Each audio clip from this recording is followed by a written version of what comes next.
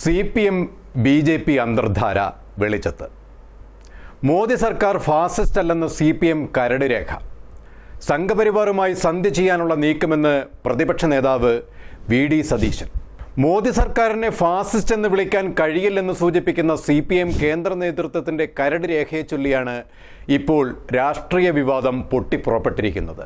എന്നാൽ CPMൻ്റെ പ്രധാന ഘടകകക്ഷിയായ CPI ഇതിനെതിരെ ശക്തിയുക്തം എതിർപ്പുമായി രംഗത്ത് വന്നത് LDFനെ വെട്ടിലാക്കിയിരിക്കുകയാണ്.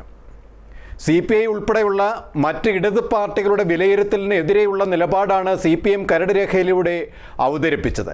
നരേന്ദ്രമോദി സർക്കാർ ഫാസിസ്റ്റ് സർക്കാർ അല്ലെന്നായിരുന്നു CPIയും നിലപാട്.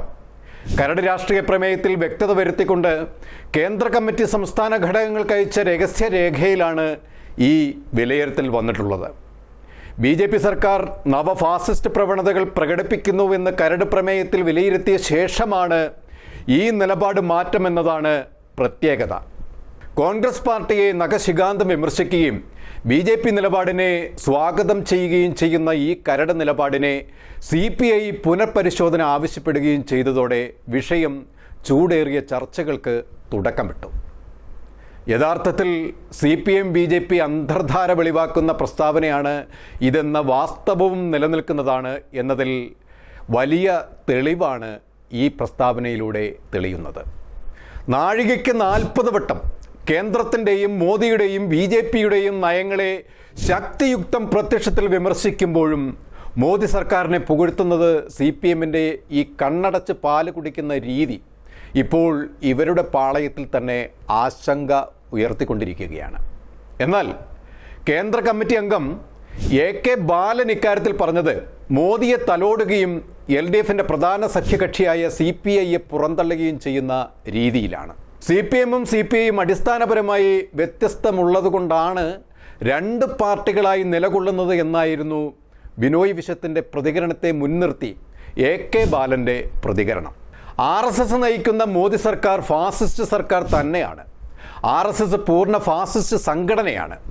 RSS നയിക്കുന്ന BJP സർക്കാരും ഫാസിസ്റ്റ് സർക്കാർ തന്നെയാണ്, ബിനോയ് വിശ്വം പറഞ്ഞു. നയംമാറ്റത്തിൽ പടം പൊഴിക്കുന്ന പാമ്പിൻ്റെ സ്വഭാവം നിലനിർത്തുന്ന CPMൻ്റെ ജനദ്രോഹപരമായ നടപടികൾ ഇന്ന് കേരള സമൂഹം ചർച്ച ചെയ്യുന്നതിനിടയിൽ സെക്രട്ടേറിയറ്റ് പടിക്കൽ അടിസ്ഥാന വർഗ്ഗക്കാരുടെ സമരത്തെ അപഹാസ്യപരമായി കാണുകയാണ് സർക്കാർ. അവരെ തലങ്ങും വിലങ്ങും ആക്രമിക്കുന്ന രീതി വളരെ ശോചനീയമായി തന്നെ തുടരുകയാണ്. ആശാവർക്കർമാരെ തെറ്റിദ്ധരിപ്പിച്ച് സമരത്തിനിറക്കിയത് അരാജക സംഘടനകളാണ് എന്ന് CPIM കേന്ദ്ര കമ്മിറ്റി അംഗം എളമരം കരീം പറഞ്ഞത് കേരളത്തിൽ കോളിളക്കം സൃഷ്ടിച്ചിരിക്കുകയാണ്. ഇന്ന് 15 ദിവസമായി തങ്ങളുടെ അടിസ്ഥാന ആവശ്യങ്ങൾക്ക് വേണ്ടി സമരം ചെയ്യുന്ന അവരുടെ സമരത്തെ പെമ്പിളെ ഒരുമൈ സമരം പോലെ എന്നാണ് ദേശാഭിമാനി ലേഖനത്തിൽ എളമരം കരീം എഴുതിയത്. KN ബാലഗോപാൽ തുടക്കത്തിൽ തന്നെ ഇത് രാഷ്ട്രീയ പ്രേരിതമാണ് എന്ന് പറഞ്ഞ് ഈ സമരത്തെ തള്ളിയിരുന്നു. അനുഭാവപൂർവമെന്ന് തോന്നത്തക്ക രീതിയിൽ നിലപാടെടുത്തിരുന്ന സർക്കാർ ആദ്യം, പിന്നീട് ഈ നയങ്ങളൊക്കെ മാറ്റുകയായിരുന്നു ഈ വിഷയത്തിൽ. എന്നാൽ ദിവാകരൻ ഈ വിഷയത്തിൽ ആശാവർക്കർമാർക്ക് പിന്തുണയുമായി സമരപ്പന്തൽ സന്ദർശിച്ചിരുന്നു എന്നത് ശ്രദ്ധേയമാണ്. അതോടൊപ്പം UDF നേതൃത്വം ഒന്നടങ്കം സമരത്തിന് പിന്തുണ അറിയിക്കുകയാണ് ഇപ്പോൾ. രമേശ് ചെന്നിത്തലയും VD സതീശനും രംഗത്തെത്തിയത് ആശയറ്റ ആശാവർക്കർമാർക്ക് ആശ്രയം തന്നെയാണ്. മുഖ്യമന്ത്രി വിചാരിച്ചാൽ അരമണിക്കൂർ കൊണ്ട് ഈ പ്രശ്നം തീർക്കാമെന്ന് രമേശ് ചെന്നിത്തല പറഞ്ഞു.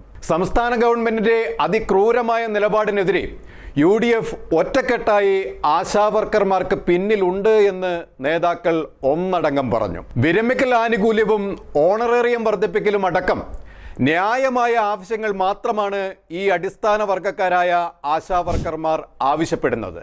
അതിനെ ധാർഷ്ട്യത്തോടെ മുഖം തിരിഞ്ഞിരുന്ന് അപവാദ പ്രചരണങ്ങൾ നടത്തിയും കള്ളക്കേസുകൾ കൊടുത്തും സമരത്തെ അടിച്ചമർത്തുന്ന നയം ഇനിയും വിലപ്പോകില്ല എന്ന് സർക്കാർ ഓർക്കുന്നത് നന്നാണ്.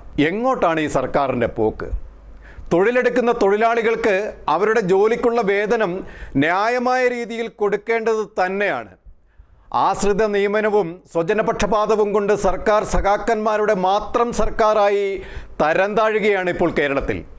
തൊഴിലാളി സമരവീഥികളിൽ ഒരു കാലത്ത് അവകാശങ്ങൾക്ക് വേണ്ടി തൊഴിലാളികളെ സംഘടിപ്പിച്ച പാർട്ടിയുടെ ഇപ്പോഴത്തെ തൊഴിലാളി വിരുദ്ധ നയങ്ങൾ സ്വയം കുഴി തോണ്ടുന്ന നിലപാടുകളാണ് എന്നതിൽ യാതൊരു സംശയവും വേണ്ട. കൂടുതൽ വാർത്തകൾക്കും വിശേഷങ്ങൾക്കും ഞങ്ങളുടെ ചാനൽ ലൈക്ക്, ഷെയർ, സബ്സ്ക്രൈബ് ചെയ്യുക. കൂടാതെ സബ്സ്ക്രൈബ് ബട്ടണിലെ ബെൽ ഐക്കൺ എനേബിൾ ചെയ്യാൻ